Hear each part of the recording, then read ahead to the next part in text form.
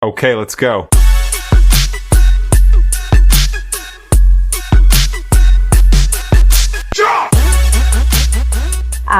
So I met you, Ivan, through Mahi quite a few years ago. So that was kind of like my first opportunity to connect with you. Growing up, like, identity was obviously always like a real thing for me. Like, I always was questioning like who I was and where I fit in, and like I was always like the one like in school, and yeah, just always kind of felt like I was just that little bit different, and I just didn't really know where I belonged and kind of all of that kind of thing. And identity was always a thing for me. So I was like, well, like, who am I? I always felt like I didn't have anything to kind of like lean into in relation to like faith or like culture or anything like that.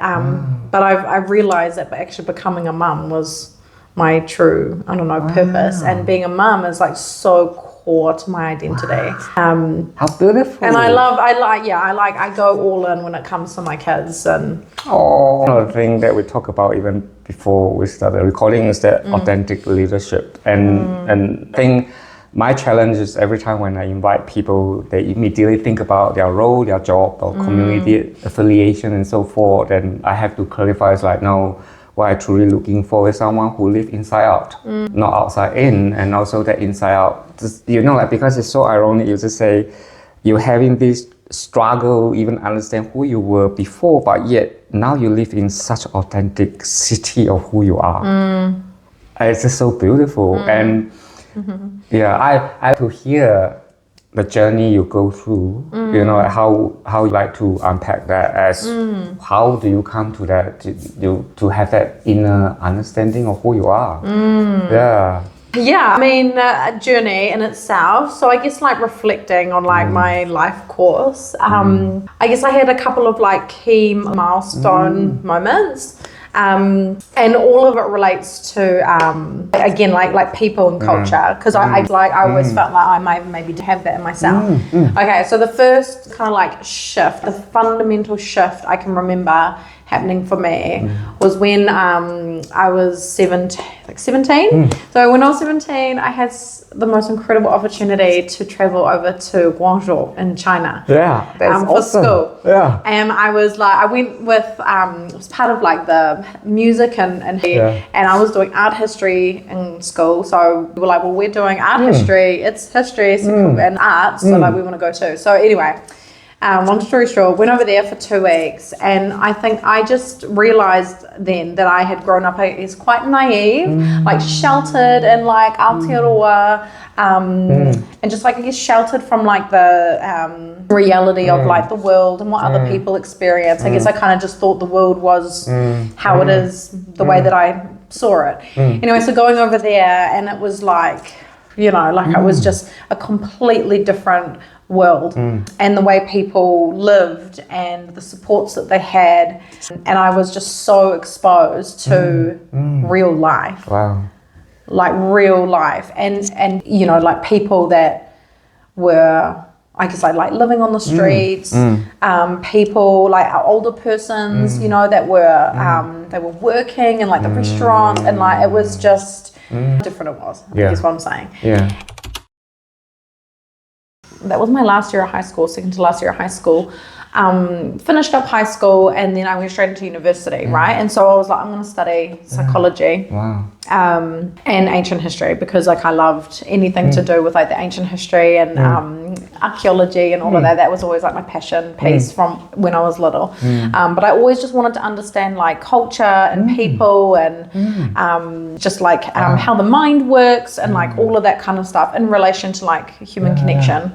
Really opened my eyes. It just like if you like just that analogy of like I went going in life, I just did not realize I was seeing life in kind of like this kind of very singular small frame view, and when I went there, like everything widened, and I was just so confronted. And I think because of that age of like 17, it's like that's a really quite formative like age, and you're on the precipice of like early adulthood and all of that kind of stuff. So just completely changed my whole mindset. And I just, So then, coming into university and, doing all of that. And then I just studying, and I felt really unprepared, actually. I don't know if this is like a 90s kid thing, but like I really felt coming out of high school, like really unprepared for university. Still the same. Yeah, like Still university and stuff like that. I just was like, wow. Still the same. I kind of felt like I had to learn like so much more. Anyway, like I was really enjoying university. But at the same time, and I guess like this is kind of one of those big other kind of like things that has always been running in parallel in my life, is that chronic anxiety, like social anxiety. And again, like this was part of what made me feel a bit of like different in my peer group. You know, back then in the 2000s and stuff, not very spoken about. Exactly. I'd been experiencing like since I was quite young, like I'm talking about like age 7, like panic attacks. And again, not knowing what they were at the time. But as I got older, I was able to explain them a little bit more, and didn't have a very good experience in like accessing some help and support at the time. So by the time I'm in like university, I'm like studying psychology, and I'm like, yes, like, you know, and I wanted to understand me, you know, like what was it about my brain that made me different to others? Like what was my brain? Was it an experience that was giving me this anxiety that was just like always sitting in like the pit of my stomach and really like preventing me from like, I guess like participating in life fully. I hear right? Because you've always got that like, you know, that it's not a voice or anything like that. It's never been that for me. It's more like my body is telling me like, you know, anyway, so then I was trying to reach out for help, and I it was just one of those things where like everything, what do you call when it compounds? You know, when everything compounds into like a single thing. So like I was in my second year of uni. I think I was working like 3 different part-time jobs. I was struggling in one of them with a co-worker. Going to my uni classes, like trying to keep on top of it all, you know. And then, I sought some help and support, and I got prescribed something to help deal with the anxiety. And I guess, like, knowing now, like, it was a single person who heard me for probably like 45 minutes. And then, you know, and again, you're in this position of like, oh, like, I trust them, like, it's a medical professional, okay. And I've tried all the other things. I've tried like the talking and all of this, but I've never really felt like I've gotten some help to really help me move through like how to manage this anxiety and all of that. And that was, you know, what I could feel was like holding me back in a sense. So I can so relate to that. Yeah. Honestly. Yeah. Sorry, carry on. Yeah. No, thank you, Ivan, for sharing that. Because I think like a lot of people can relate. But again, like there's a veil of there's still like a veil of like taboo on it. And so anyway, I got prescribed something, and it was clearly not suitable for me. And I just was like what you call almost like a bit of a zombie for about 9 months. My brain just completely shut, like I just couldn't think. And I was being a deep thinker.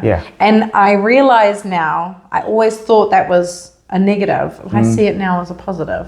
It's beautiful. I could do that whole life. You could go back to your younger self and like talk to your younger self. Oh my God, I would tell my younger self like, oh, stop feeling like you need to. And I'll be quote Brene Brown so many times. I love Brene Brown. Oh my gosh. Like what she says about belonging. That the opposite to belonging is fitting in. And that's not being your true self. You're trying to be somebody else to fit in. You're not being who you are. You know, and again, if you think about those 3 fundamentals, connection, belonging, and identity. So I was struggling with all of that. For me, like my brain just like, I couldn't think. It was such a bizarre experience. I just could not think. So what happens? I fail most of my exams. I think I couldn't retain information, whereas that was always something I was quite good at. I always could retain information. I could like kind of like you know, and again, that's all part of my like I've always been quite like a chatty and communicative person. And also I think that's why you like I come to you, because you had inquisitive mind, like you're really curious about culture and really trying to understand and it's about like, can you share with me a bit more? So absolutely, yeah. Yeah, I would say and so. I do. Yeah. Like, I bring that back to those moments when I was in Guangzhou and like living with a family and like having a really beautiful connection with the with my homestay and like all of that. Yeah, it just completely opened my up to the rest of the world, and I just wanted to learn so much more about people and culture. So yeah, then so in university, going through that experience, I was just like, oh man, but through going that experience, I met another person in my class who noticed, because I don't know if this is an old school medication thing, but I was always shaking. I had the shakes. And she noticed that I was shaking and she asked me about it. I said, oh, actually, like I've just been prescribed this thing. And she's like, oh, like I'm taking the same thing. And so we kind of bonded over that experience. And we became really, really close at university. And I felt like I wasn't alone in that journey. Like different reasons for that's so important though. Using that, because you don't feel like it's only you. And because I think as well, like there's that, and I think we do a lot better today, where we know that things like medication is one of the many options of support. It is really important for so many people, and that's awesome. It shouldn't just be the only thing. The only thing. I agree. And so I think for her and I, we were able to kind of like bond over that experience. We both felt like we weren't alone. Anyway, so like that was, again, like I do very well in any of my exams at the end, like of that semester after, like taking it for most of the year. And so I kind of was like, okay, I need to just stop this. So I stopped the medication, and I, with one of my friends at the time, bought a one-way ticket to the UK. I was like, I'm just gonna go to London, I'm going to take a break, I'm going to go on my OE. My parents were really supportive of that. Like, bless them. My parents have always been really supportive. So they were like, yeah, all good. Like, that's awesome for you. Go live your life. So I was like, yeah. So I did that. So going over the UK, traveling around the world, going to all the places that I wanted to see. And I think this is quite funny, like, because with just, I guess, like having that experience of like anxiety and like the panic attacks from such a young age, I always felt like, I spoke to this the other day with someone, I've always felt like I'm on a timer. Like I can hear the ticking of my humanity, right? Of my mortality, my existence. Absolutely. No idea why. Deep. Yeah. Like it's this, and again, this is something I have to just, sit with. Wow. Sit with that kind of, and I think back now, again, this is that whole, if I could go back to my younger self, like, knowing that that's always been a thing for me as a no idea where it's kind of come from or anything that just I suspect. That your existence in the world. I've been very hyper aware of that. And then this,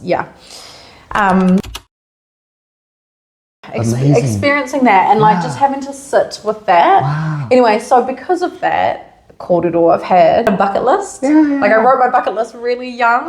So what are all the things I want to achieve in my life before I'm no longer here anymore? Before that timer runs out, right? So one of those things was that I really wanted to go to London. I wanted to go to London by the time I was 21. So again, like almost ironically, like I had all these this experience where, uni was overwhelming. I was struggling because of the medication. I needed to just have a break and get out. And I think about it now too. Like I did all of high school, straight into uni, working all these jobs to try, So again, of course, it's going to be a lot. Jobs. Yeah, it's a lot. Yeah. And you're like, I'm like 19 by this time. So I go to the UK. I took a whole bunch of items off my bucket list. One of them being like I went to Egypt. Awesome. Wow. Yeah, I went to Egypt. It was just amazing. So I went to I experienced life, and I loved it. It was a bit lonely because I went over there with my a boyfriend at the time and didn't really know anyone, and so when we were, we had to get jobs and to like pay our rent, all that. So it was a bit lonely. I missed my family and all of that kind of stuff. But it was just like I was really like living and breathing like travel and like learning about other cultures. And and there was this one moment where I went to, where was I? Edinburgh in Scotland. So I was with one of my friends. So she came over for a little bit on her OE, and we met up. We took the bus to Edinburgh, and we stayed the night there together. And then she had to bus home in the morning, and so I went and walked up the mountain that's there. And I sat on top of the mountain, and I was just like looking over like the city. And I remember, I think I rang one of my friends, and we had a bit of a chat. But I just remember feeling like this sense of just like, not necessarily peace. But just this sense of like connection to the world, to the earth, to like it just like this really beautiful city that was, it was just this moment. Like I can still like, you know, when you think about some of those memories, you can the air on your skin, like you can feel the temperature, like it was just one of those core kind of moments. Really live in the present, and like that Martin Solomon had mentioned, that flow of energy. You just like in that moment, everything just come to you. You one with the world. That is amazing. So that moment was what then opened up that, I guess, love for connecting with nature. Wow. And like things like hiking. Yeah. And like those are some of the things that when my hardest moments, I will lean into as my coping mechanisms and my strategies to do that. And again, it's now I think about it, it's one of the options. It's one of the options that I can choose from if I'm going through a really rough time. So that was one of those significant kind of defining.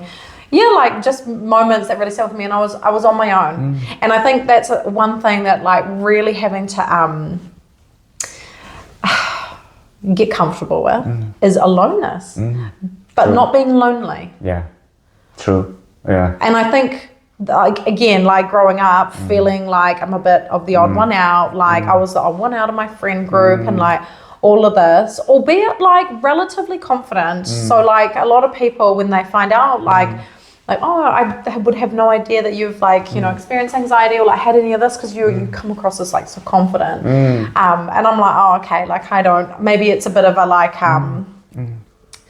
like my own internal coping mechanism is I just, you know, like step in and kind of like just be that person. But then afterwards I'm like washed out, you know, like how I think some people who experience like the, you know, being an extrovert and an introvert, after an introvert's gone and done all this extrovert stuff, you know, it really hits home afterwards. You kind of have to debrief for like 2-3 days. So I would find like that kind of stuff, like as soon as I've finished like being that confident person, then like afterwards would just feel real like unconfident. Almost. And you this, but I love what you just say about beforehand. You say if you could go back and just do one thing different, to tell Jordyn how awesome she is. I can totally get it. Like that's one thing. But another thing I love the most is you embracing every part of yourself. The vulnerability of yourself. That confidence connect to the earthy Jordyn. You know, like. That go gather, like want to see the world. That's who we are. We don't just have one facet of persona. We multifaceted. Yes. Isn't it? Yes. Yeah. And I think maybe that's like what I've like come to learn is that like like we're multifaceted human beings, and there's so many layers and complexity to all of us. And I think maybe like whether it was high school or what have you, but always felt like there was a box and I had to fit into it or not. I chose not, and then I felt like because of that I had to deal with the anxiety and the feelings. I'm right, of like, you're authentic because you choose not to fit into the box. Awesome. And again, like that narrative though, as like a teen, is like feeling like associating that with a negative. I agree. It's over those years that I had to learn this is not a negative, this is a positive. The courage to be who you are is a hard job. It's so easy just to conform to the norm and pretend to be someone else. Never have to show up to the world. But to really say, I don't care what the F other people say, this is who I am, because that's where you get most disagreement, challenge, and all that. And then you have to stand on your ground and say, I'm not going to back down. That is courage, my friend. Sorry, you carry on. No, that's really beautiful. I like came back from the UK. I felt so reset. I ditched doing psych. I went back to uni. I changed psych, my papers to anthropology papers. Awesome. So I was really interested in, like culture, how, you know, I wanted to be that person who would just sit within like a cultural group and just observe and learn and soak it all up and be a part of it. And I just was so interested in all of that. And then I took some papers around like social and medical anthropology, and that's where I learned about things like structural violence and how our systems and structures in place within a system that people exist in can perpetuate harm. So that was a real eye-opener for me. And I became really interested in that kind of stuff. So then, at that time, and then I was working part-time, and I just like life was a little bit more settled, and I felt more like, I guess like driven and clear-headed, and like felt like I'd lived my life. I'd lived my life because I'd done a whole bunch of travel over those 13 months over in the UK and around Europe and there. And then anyway, I was like in this, I was working a part-time job in a call center. And then I had, honestly, and I attribute so much to this woman who was my team leader in the call center. So I applied for this job, and it was a externally funded role that was like in this organization. And she was like, you got to apply for it. She was like, you do not belong here in a call center. And again, this is where like the communication, having being a communicator, got me in trouble a couple of times because you know I'm on a call center, and like sometimes like people would be like frustrated about things that are happening, and I would sometimes be a bit like like, hey, like, but you can't talk to other people that way, kind of thing. Anyway, so she really supported me to apply for this job, and then I got offered it literally the day that I graduated.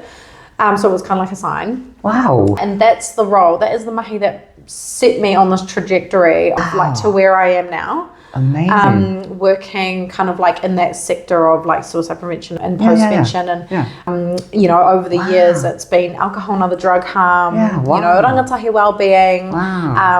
So she really saw what you can offer instead of saying, oh, you're not good, so we're going to... And again, that was not from doing all these perfect things. It was actually being really imperfect. Because I had made like some big mistakes, but she saw how genuine I was at the core of it all. So I really attribute so much of my journey to her just supporting me and having faith in me. I really acknowledge those kind of like turning moments and feeling like supported, and again feeling like, did I belong here? But she didn't shame me for it. She supported me to go into a space where it would be like I could be nurtured and and then again, running in parallel to all of this is the chronic anxiety, is going through this experience of anxiety and trying to find some answers, right? Like really trying to be like, what's wrong with me? I just don't want this. I don't want to feel this way. I don't want to be this way, right? And then I finally saw someone. So I used to go to this place, and I saw, it was frustrating because I'd see someone for a couple of sessions and then they'd move on and I'd get a new person. I know that that's probably a really common experience, and maybe something that puts people off. Absolutely. Feeling like they have to retell the story. Gosh. So that was frustrating because every new person has their own worldview, their own experience. They're trying to understand my life course. And I'm like, part of me just thinks like, bro, did you read my notes? Like, did you make, genuinely though, did you make an effort to get to know who I am before I came here? Because this is huge to me. Like, this is my whole life. And when people have to retell their story, they relive their traumatized, re-traumatize them. That's the challenge, you know, like that means that every time you go back, instead of getting the support, literally you're being re-traumatized again with your own, And so anyway, I saw this really wonderful lady, and she was the first person that ever said to me, she was like, Jordyn, you are going to have this your whole life. This is part of who you are. Like, it's like a Disney movie. This is who you are. And I want to help you. She's like, I just want to help you, like, like, you know, move through it. So when you have a panic attack, I want to help you move through it. I want to help you learn how to live with this. And I just sat there like in that frustration of like, why didn't anyone tell me this? The whole time, it was like, you know, into my early 20s. So again, if you think back from beginning of like around 7 years old, this is a lot of years, you know, like, yeah. I know how big it is because someone living with anxiety is the biggest challenge. Everybody tell you how wrong it is with that feeling. No one have say you don't need. So I'm so sorry. So I know what that means. Yeah. Oh my God. It's beautiful. Yeah. And I just thought like, why couldn't someone tell me this? Back then, when I was going through like this, feeling like I don't belong, all of this, what's wrong with me, constantly feeling like there's this deficit. And she's just like, it's part of who you are, Jordyn. I just want to put this in the record. You're the first one who made me cry. See who else is going to make me cry in the future, but that is just so amazing. Sorry. No, never apologize. I think this is another thing is like, and we talked about this before when we started, like, I think so much of this generation, us millennials and that, like we've had to feel like we need to apologize for our existence. True. I don't see that as much in this like new generation, but I feel like our generation always kind of felt we had to apologize for existing, like apologizing for having emotion, like, and I just think the amount of times I've said sorry to somebody else if I've had an emotion or something's happening, and I don't do that anymore.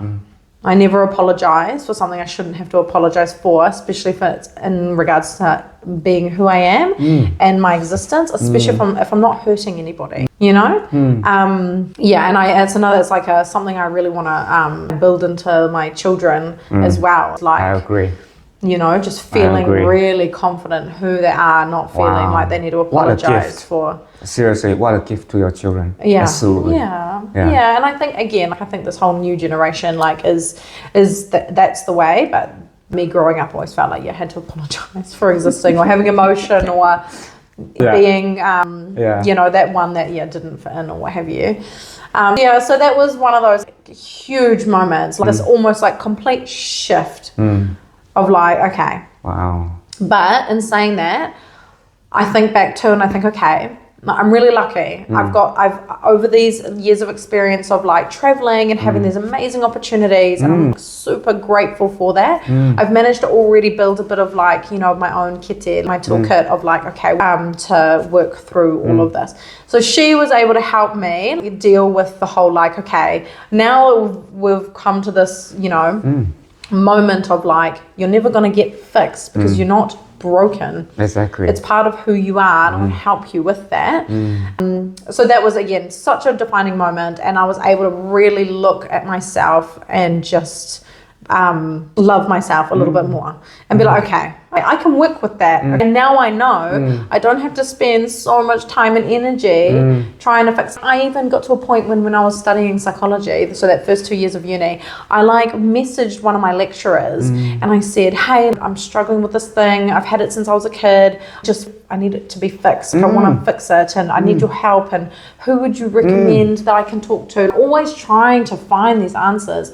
Another reason why I obviously went to that medical professional to get the medicine to fix the problem. Like in that mindset of so lucky to have had that moment with that woman, and then she ended up leaving, so I never saw her again, and I was absolutely gutted, but I was like, okay, at least she gave me that one gift, that gift of being able to just like, you know, reset again of like, okay, I know this now.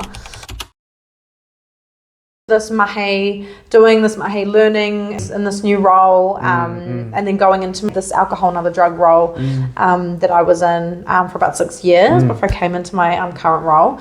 But I was in that role when I guess I had one of those life moments where my world fell apart essentially. And that is part of what we also want to focus on, and something that you also felt quite passionate about, isn't it? It's like how the world have structures in a way that we look at grief in a different setting, especially grief with female in a setting that, you know, like have certain expectation, or it became too easy or too common that people don't even really think about it. So I just want you to carry on your story. And I guess like, again, building up to this is like being in this workplace where I had a really amazing team. And that was the team I was with when I first got pregnant with my daughter. So I like got married. I had come back, I found out I was pregnant, and so I was in this team. So they saw like the kind of like journey for me too, like into motherhood, which was really nice. So like, love this team. And then, like I think I remember this is where I first heard this, I guess, like corridor of like being unapologetic or being your authentic self. So like, I think I went for an interview for like a senior role, and I think I was doing the apologizing, when I wasn't feeling like I was saying the right things, or like, this is one thing I actually do it now in the workplace. I give a caveat. I say I talk with my hands and I can talk really fast. So now instead of like, I don't apologize for it, I give it as like a caveat.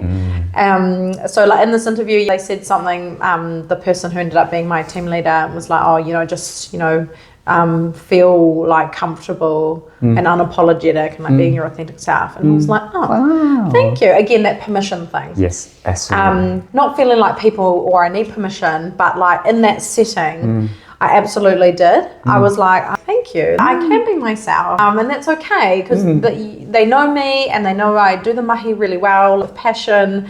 And I shouldn't have to like apologize for just being me. Absolutely. So that again was quite like mentally, it was quite a shift of like acceptability in the workplace. So I really, really loved that they said that, and I felt like I was able to relax a bit more, say in the interview, and then just be able to continue kind of like living that. And I think again, when you talk about permission, in moments where you're in like group settings, it's giving myself that permission to be unapologetic, being authentic, and just sharing what's on my mind. And I would do that quite often, with when I mentioned how I'm like good at the information retention. And again, from being at university, having that kind of academic mindset, when I'm in a workplace and I'm trying to share the reality of the world, I lean into academic stuff. So always kind of sharing that.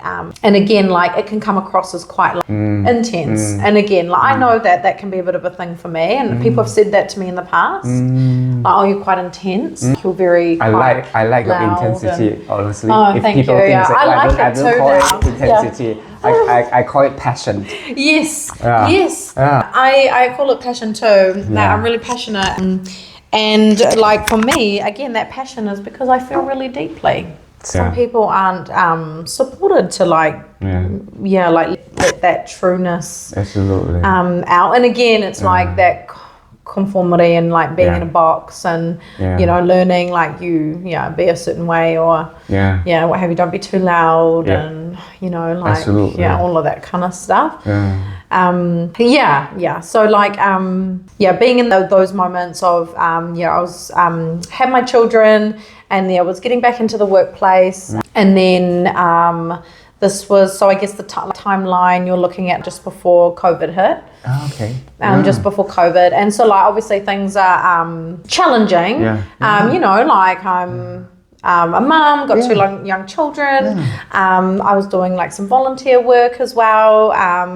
Really loved my mahi. Feeling like, confident in who I am, but also like nurturing the new identity that is me as a and love being a mum. Like you have so much all of love. I loved it. And again, that's another thing. I feel really deeply, think really deeply, feel really deeply. I love it. All of that. And then the first lockdown was hard, but got through it. Really like that I had the time, kids and all of that. But then come second lockdown, I think like day 3 into the lockdown, like my marriage ended. And that was what I talk about when I mean like my world completely fell apart. And it's not like it came out of the blue. Like, we knew that things were a bit and all in respect to the other person. We knew that things weren't great, but still, like when you go through that, like it's like you really do feel like the world just drops out from under your feet. Absolutely. Yeah, and I just remember, because it's a bit of a blur now. They talk about how like your brain kind of shuts down when you kind of go through some of those things, right? I remember like I took my kids on a walk on one of the days, and I just remember, this is like a couple of days later, like my legs like felt like concrete. Like I felt like I had concrete as legs, and because it was just so heavy to take a single step forward. But I was trying to, you know, get fresh air, connect with my kids, just was like, okay. As I was kind of facing, going through the motions, the only word I could use to describe what it was I was feeling was grief. That was the only word I could use. And I had to just think, okay, like, how am I going to get through this?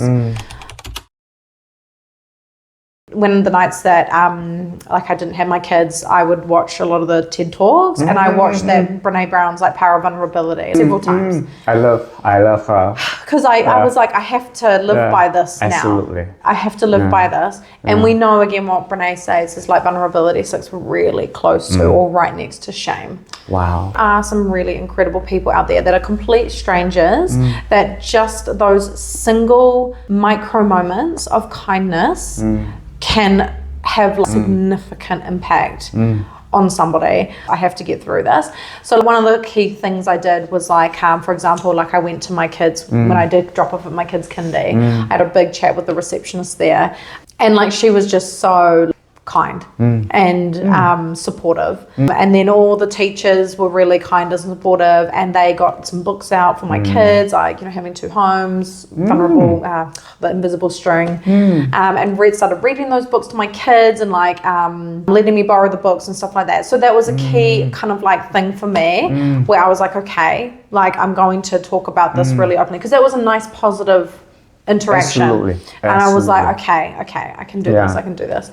I wish all the parents would have your courage though, because what you're teaching your children is to name the truth and tell the truth and feel it. And name the feeling, Exactly. And having teachers who are emotionally available and teaching them is okay. There's nothing shame about it as well. The harder thing is when children have to go to school and pretend everything's still okay. And inside, then they feel something, but they can't tell anyone. And I love like that, taking like a child-centric approach. So like I always pose questions to my kids, you know, like, oh, you know, do you want to talk about it? Like, and a lot of the times, oh no, I don't want to talk about it. But I do remember like this one time, my daughter, we were eating sushi, I think, at the mall, and and again, because I'm a communicator and I'm just like random, I just was like, oh, do you have any questions about like mummy and daddy, or like, do you want to talk about anything? And for the first time, my daughter was like, oh, actually, I do have a question. Wow. I was like, oh, yeah. I'm like, tell me, what is it? Oh, why did you and daddy break up? Like, what happened? And like, so we were able to just have like a really nice, age-appropriate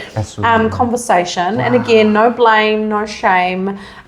You know, talking about how like, oh, we decided that we needed to live in different homes, and like, you know, we just needed to learn like how to be friends again, but we both really love you, and it's nothing that you guys did. Again, being really child-centric and really like open on it, and really thanking her for like asking this question and reminding her that she can ask. And I mean, like, that's, I just think like, how many mums might go through things like this, or parents go through things and they don't know, like, oh, am I doing the right thing? Or, but again, I just had to be kind of guided by being my authentic self, whether it's as a person in the workplace, or as a parent, as a mum, as someone in my community, you know, like just trying to be honest. And but Jordyn, because that's what interests me is, you know, like, because nowadays society has been so desensitized with people separated, you know, divorce and all that. So it almost like when you do that, you should be able to get over from A to B, and then just telling people you'll be there, don't worry, you'll be there. But the journey, no one in society today truly talking about the journey. Yes, agreed. From A to B. Yes, and I think that was something that was really apparent to me quite early on in my journey. I was like, I don't know where to go or who to talk to about this, because you see the people, like, again, there's that kind of normality thing. And I don't think social media helps in this respect, where you see a lot of these, like, social media accounts where it's like, blended family. And, a lot of these, like, American TV shows on Nickelodeon or, like, on Netflix or what have you, where it's, like, these blended families and, like, it's all, like, and I talk about this with quite a few of people that I know in my life, where I've thought it was never apparent to me the longevity of this grief and this loss. It is a long journey. Absolutely. And that's why, again, I kept coming back to that definition of grief. And again, I tried really hard not to feel ashamed by it. But if I'm being honest, I definitely felt things like embarrassment. Embarrassment that, like, after about 18 months, I was still crying. I was still struggling. And again, it's not like, there was still that notion of, like, we both, it was somewhat mutual and all of that. And like, like I've talked to you about, like, my partner at the moment and all of that. But it was like, I truly grieved the future, that future. Absolutely. And I grieved what, the grief of, like, who I could have been. Could I have been somebody different, or like, my life have been different, or like, there was just so much grief, and it was so hard to explain to some people, and I felt a bit embarrassed about it, because I just thought, like, again, so many people have gone through such harder stuff than this. But, like, I should be able to just get through this, right? And I was invalidating myself. I was always invalidating myself. And I shouldn't be doing that. No, because I was going to say that as well. Imagine, like, every wedding ceremony is a landmark of your life. And when you stood there in front of the altar, you don't think about, this is not going to work, isn't it? No, never. Exactly. So everybody sing their heart into it and wanted this to work, and then we all are storyteller, and then you start having story about how the future is going to look like, how this journey is going to end, and then because you want to stay, you allow yourself to have hope, aspirations, and a future with that person. When suddenly that person say, "Oof, sorry, like, we're just going to stop here," how are you going to start to even like, a new story about your future? It's not like you just can cut it off and say, like, rip it off from a storybook and say, I'm just going to rewrite it. Then how am I going to land my feet on a new chapter? And it was, to me, it was a strange experience too, where, like, I felt like I had worked through some of that stuff in relation to, like, the person. I knew, like, that was a thing, but the one thing I grieve the most about, and, like, again, this is where I didn't want to feel embarrassed or ashamed about it, and I had to try and make sense of it in some way or form. And again, the only way I could do this was being really loud about it, and also just, like, man, my friend group, without my support network, like my parents, my close, I don't have a huge group of friends, I've got a small close-knit group of friends. They all know who they are. Man, those people have listened to me. I have been a broken record, but they have always held space for me. I could not have gotten through what I went through if I wasn't, one, being true to myself and being really authentic and really vulnerable, but, like, having the support network that was there to listen and just hear me out every single time. 2 years down the track, 3 years down the track, they never made me feel like, okay, get over it. Like, they never ever made me feel that way. You know why? Because they all love you, who you are. Like that's why I hear you saying a lot. But I was just thinking, you probably, I know you understand who you are, but, like, sitting here, I was just thinking, this human being is amazing. Truly, it's easy to deny your existence. It's much harder to walk into it and fully own yourself. Sorry, carry on. Oh, no, all good.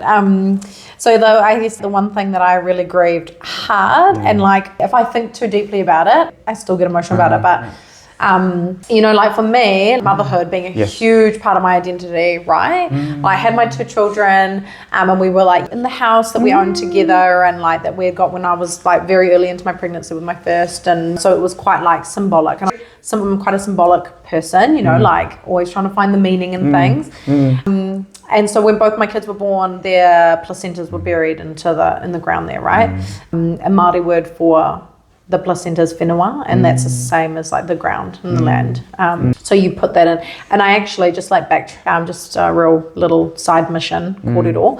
I was on this training once last year, and there was a kaumātua there who we got onto this topic of like a birth trauma. Anyway, they were talking about the reason why whānau Māori, or people who whakapapa Māori, bury the whenua into they all go to the urupa or the marae, they'll bury it at the marae and that, all those like places of significance. And he told the story that it's connected to like wairua, and that actually when you bury the whenua in, say, like the marae, which is like the home space or the whānau space, when you die, that's how your soul or your essence knows how to get home. Wow. I just found that like one of the most profound things I've ever heard. And that was one of those click moments for me. I was like, wow. I feel like maybe like that's why I have grieved so hard about leaving house and leaving the land, because my existence, part of my essence and my tamariki's essence is in the soil there. Absolutely. And I felt like honestly, it's like that kōrero of that book that I mentioned, The Invisible String. Like you feel this invisible connection to it. So not being there and having to walk away from that, like to me was just like it was like the hardest thing I've ever had to do in my entire life. And to stay away from it and not be there, and that's where I think so much that grief came about too, was like I was grieving like the symbolic place, symbolic thing, but actually it's connected to the essence of me. And for someone who's quite deep thinking, and you know this whole this existential kind of like feeling of my existence, mortality, and on a big scale, like I almost see now why I grieved so much. Big. And I don't think like, unless you're someone like yourself, Ivan, I know you've talked about this in the past, is someone who thinks and feels that deep, feeling it in the soul. Like that's why for me it took so long to move through that grief, and that grief was the only word for me that made sense to me linguistically of like this is explaining. And then when I had that moment, and this was literally only last year, so it's been almost 4 years, so it's like 3 years-ish, and I heard that kōrero, that kaumātua, and I was just like, it really hit home to me of just like, oh man, like, that's beautiful though. I feel like there was an explanation now. So like all those tears and all of that, all that again, shame, embarrassment, mainly embarrassment, like washed away, and I was like, okay, and I can forgive myself in that moment because I've just had that explanation. From that person, and it wasn't even directed at me. It was just, it was direct. They were talking about it, and so it was really profound moment for me. But and like what you say, walking away is not a big problem. The problem is walking away from everything you have known and you have created, and having the essence of yourself created life force. That is not easy task, and that's why when we had that conversation, I was like, man, I really want you to share that journey, because our society now just looking at every problem, so you just need to get over it. We still have that, despite we talk about mental health, but there's still, the society still have the expectation is like, oh, now it's 3 months, you should get over it. And there's a time for grief. It's like, oh, you have 3 months, 3 months I've been put out with you, for these 3 months, please get over it now. Is that? No, it's not linear, right? No. Grief is so personal. And I guess like another kind of like key person or like support mechanism in all of this was my doctor, going to the GP. And again, coming in with that mindset of like, I'm not going to take just the one offer of like, okay, you can take, do you want to have a script for this or something? Oh, no, thank you, but thank you for offering. But man, that doctor, like I've seen the same doctor all over all these years, bless her, she has listened. so much, and just like being able to like listen and support me in so many moments and give me some like key things about like, you know, just reminding me of like things like mindfulness and reminding me about like what supports are out there, like the well-being support and like, and just trying to encourage me to like think about the things that I already know. It's already in here. I just needed like somebody else, to like remind me, like, okay, like I got this. I hike. I can to nature. Those are my key things. Like two of the things I just like I mentioned, I got back into hiking, and again hiking on my own as well. Like and being comfortable with that. But another thing that like really got me through. And some of those hardest times was driving down to Kiritahi Beach out on the coast. So you go down to like Waiuku and then you just 5-minute drive from that little township there. It's like a rugged West Coast beach, and just walking the length of the beach. Wow. Just doing that, like the sea salt, the fresh air, just like allowing yourself to breathe. Just walking in the water. Like all of that kind of stuff, just like I just felt so like again like reset, and I just think like I feel like those are those like those things that like I really want to like gift others. Is like, you know, we know how to do this, and actually Johann Hari writes about this in his book Lost Connections, where he talks about depression, anxiety, and it talks about like this kind of like 7 that are like other options or alternatives to managing or getting through things like anxiety and depression. And one of them he talks about is like that connection to nature, and actually why connecting to nature is so helpful and how intrinsic it is to our like our evolutionary biology. And how our predecessors and our ancestors, you know, walked and they had the nature around them all the time, and just about how that can connect and support within. So it's like I really love all of that kind of stuff, because again, it's like it gives me like meaning and like, you know, like who I am in this kind of like whole you know, timeline of everything.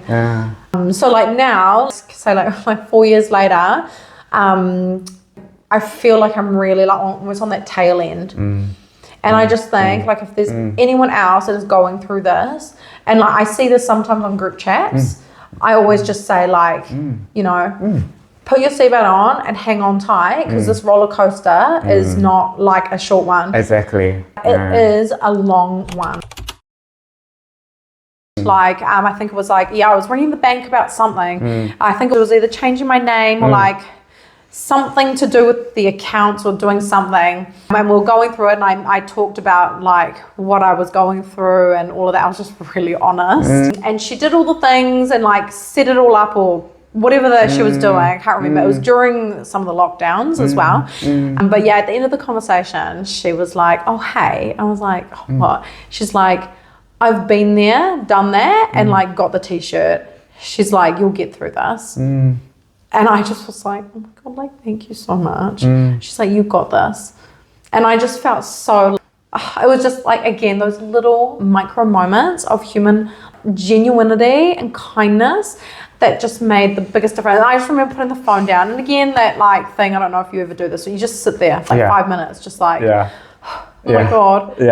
And I just felt like, oh man, like, and so if, whoever that person was, it made such a difference. And so like I just think about like how I've kind of gone through this whole journey of things, those little moments, you know, the talking to the lady at Kindy, that woman on the phone, you know, all these little moments where I've been able to like, and then other moments where people have then opened up to me and shared what they've gone through, and then we've held each other in that moment for a little bit, and we've both seen each other like on this next human level. It's not just the surface stuff, it's going really deep.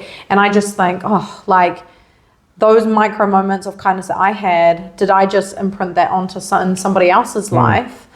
Because I hope so, and I hope that helped them, just even if it's just taking just that next kind of like step towards that hope and knowing that you can get through. Because I just remember in those early days, I couldn't see further than a week.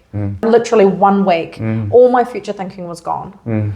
all my future thinking. And it was like, it's so unlike me. And again, it almost like reminded me of back when I was at uni, when I was, you know, and I just had all that brain blank. That's a scary space to be in. Absolutely. It's such a gift of our human existence that we can future think, right? So not having future thinking was so scary. So then being able to finally get to a point where I was able to actually see the future again and have that hope. I am going to get through this. I know I can get through this. And then again, like not having anyone in my friend group made me feel ashamed or embarrassed. Not a single one of those people said to me like, I'm sick of hearing this, Jordyn. They were always just there to like listen to me. And I tell you what, you know, like I'm tearing out again, second time in the same interview. I like that story so much is because I think that is what happened to the world is we forget another person in front of us is human being as well. Regardless at where we stand, receptions, you know, like waiter or someone clean the toilet or whatever, they're all human beings. They're all going through some stuff that we don't know. And even just at that moment where you have to face something that being vulnerable and having that person and say, hey, look, I know how tough this is, but I know you're going to be okay. You felt so seen at that moment. Even just that little small kindness. And that reminder of like, you might not feel it now, but like you will. My God, you make me cry twice today. I think that's why people love you because you, I mean, you know, to me, because I feel really deep. So sometimes I feel really hard to connect to other human beings. I have a lot of great friends, but to really have that kind of depth is really hard to find. So in some way, I feel quite a loner, which is okay with me, you know, like, because like, that's who I am, I don't mind, but to really hear another human being really understood. Thanks, Ivan. And and that's why I love all our conversations that we had. And right, it's so healing. Like again, going back to like the timeline, like, I'm 36 years old, right? So if you think about things like my panic attacks that starting from when I was 7, that's almost 30 years experiencing like these things. When I was a kid, I used to call them like I used to like go to my parents' bedroom at the middle of the night or whatever. It was always usually at that moment of before you fall asleep. I'd stand at the end of the bed and I'd be like, Dad, it's that thing again. I'd call it the thing because I didn't know how to describe it. And again, at that age, you have no idea what it is, but you're literally overcome with not only are you physically hyperventilating, but you have this overwhelming feeling of like I'm gonna die kind of thing. And so dealing with that, so like all of this, but I look back now, I turn around, I look back at my life course and I just think like all of that stuff is part of who I am. It is the makeup of me, right? And I wouldn't be who I am today. And again, going through that realization, that profound realization of I am where I am right now because of all of that stuff, because of those micro moments of kindness, because of those things that I always thought was such a deficit or were negative or like, you know, something that I felt like I was needing to fix or felt like I was broken, actually were all these really beautiful parts of me and they make up who I am and I am the way that I am or who I am and, you know, because of all of that.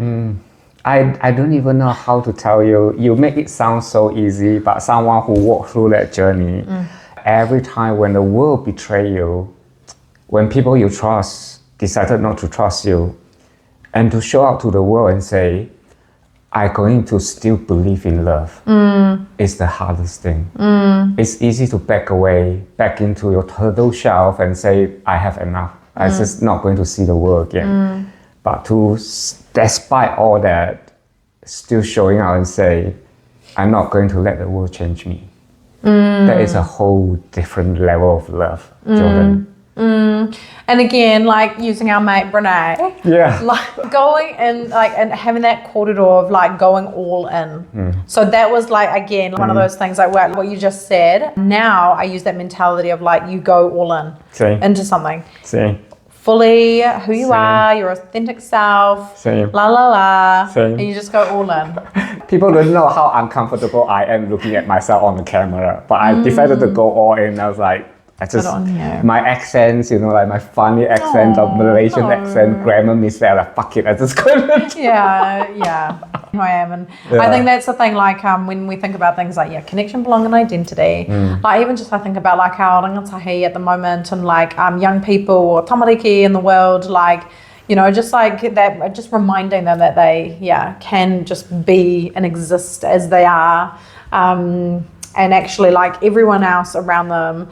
Like there is that kindness there, even though all of the stuff that's been happening around the world, there are those there's still kindness, it's still there, and you'll have all these moments in your life where you're reminded of that kindness and like what that looks like, and I really hope that does just instill like, I guess like faith and hope, and just that that you can just kind of face the world knowing that you don't have to fit in, you just I to be honest, amazing. That's called grace, my friend. That is truly called grace. And I guess that's another thing is like like stepping into like being really vulnerable and knowing that like you can do that not only in your personal life but like in the professional realm as well. Absolutely. In the workplace. When I first came into this current mahi that I'm in, I had to like, I didn't mention it at my first interview, but my second interview with my would-be manager,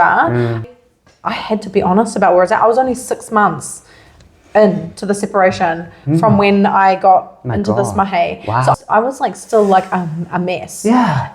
But this opportunity came up and I could not turn it down. The universe was saying to me, like, this is like your next step in your career, and you cannot let what you're going through right now prevent you from taking that like leap of faith. So I took that leap of faith, and I was like, again, I'm gonna have to be really like open and honest about where I'm at in my grief journey. And I was really open and honest, and that person was very understanding, and like again really validating. And I was like, okay. Like that's, I'd never really done that to that extent, like in a workplace. But I think because I'd had that positive experience with my previous TL, a manager, when I did that 6 months earlier when we separated, because I had to ring them and tell them. And like I said before, we even started this kōrero, like when that happened, like they knew through my tears that this was not just some little riff that you have.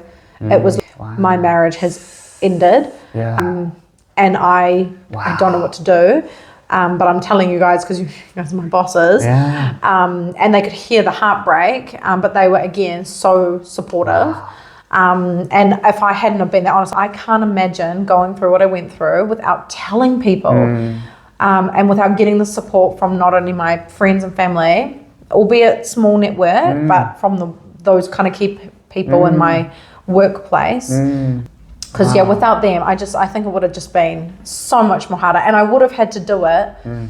I would have had to grieve alone. I would have had to be in survival mode alone, and I really don't think I would have been able to like get through it the way that I had or have, like without again those human beings just being really kind in those moments to me, and never making me feel ashamed, and genuinely wanting to help me and support me. And so I just think like that power that comes with not only being vulnerable, with communicating and being really open and honest about where you're at, can just be so critical into how someone gets through a life event like that. Yeah, having that supportive environment and understanding. And I have to tell you though, I mean like throughout that time I met you anyway, but I have never come across you were having certain situation that you have to deal with from work. It never for any moment I even knew that was what's going on. That just show what kind of person you are. You're sitting in front of me sharing all this vulnerability, and yet if without knowing that I couldn't even tell that was what's going on. Wow, that's called courage again. Right? And I think it's also like ownership. Like again, what that person told me all those years ago, this is who you are. If I can just stand firm and like that acceptance because again, acceptance was always like quite a Yes. thing. Yeah. I had to accept my new future. I had to accept that there was things that I didn't get right, that I had done wrong or did or didn't do, that there was a part of me that may have been unlovable to somebody else. I had to go through and work through all of that. Wow. And I haven't mentioned, but I'll mention my partner. My partner has been really amazing, amazing person. But like when I met him, it was again when I was at like what I would say my emotional rock bottom. Now you would probably think that occurred in the beginning, but it didn't. It was at 18 months afterwards that I hit my emotional rock bottom, because it was survival mode for so long. And then I think it was like, must have been like maybe around the time that we signed the divorce papers or something around that time, but it was about 18 months, and I was just feeling like I was at my emotional rock bottom. And I think it was because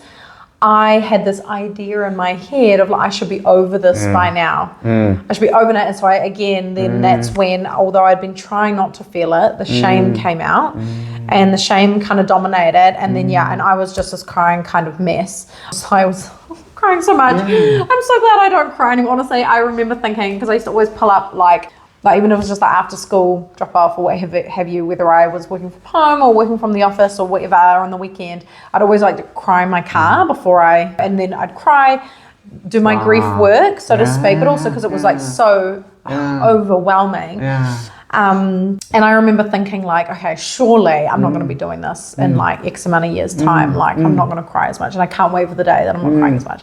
So thankfully that has now happened and I'm not crying as much. But I just remember there was this day or night where he had come over, I think because I had like a fridge delivered or something like that. I got a fridge delivered and I needed help, whatever. And I was just overwhelmed with emotion, and I was just sitting on the couch and I was just like bawling my eyes out. Poor guy. And he like vacuumed my house, and he like sorted the fridge and like cleaned the bench, and he was just helping make my environment, just because he knows that I like everything like nice and clean and all of that before it like whatever. And I just always remember that moment where I was just bawling my eyes out on the couch, and he just helped me without judgment, without being like freaked out. This girl that I've just met is like crying all the time about like her marriage that has ended, kind of thing. No judgment. And then just sat with me. Do you know, you describe so many like moments where we all should be like that. You know, like he understands you're going through something difficult. Instead of judging you and freaking out, I'm going to show out to her, let her know what she's going through is normal, and allow her to process without taking it personally, and still do what I'm supposed to do to support. That's beautiful. And again, those micro moments that to somebody else might be like, oh, like, so what? But that meant a lot to me on that night, in that moment, when I felt like I was at like a emotional rock bottom, and again without judgment, and all of that kind of, it was just all compassion and kindness, and I just think that's so important. And actually my kids, they always say something to me like when we're driving, it's just like you never know, you really don't know what. And I guess that's come up quite often in my own being in my mahi as well. It's just that like you really do, you never know what someone's going through, or you know what they're facing in their life, and also like having compassion around that word grief. Absolutely. And that's not necessarily like that binary thing like it's because someone has like died or passed away or what have you. It's actually like a significant loss. Absolutely. And that grief can look so different in so many different ways, and that people shouldn't feel like what they're going through is like. And my friend, I felt like I met your soul. Aww, Notice thanks you. for giving me a safe space to share. Your story is so powerful, man. Thank you. I know I'm going to cry again when I watch it. But I love every moment of it. And thanks, Ivan. Thank you for trusting me. And I guess that's that final message, is like there's always help and there's always hope. Yeah.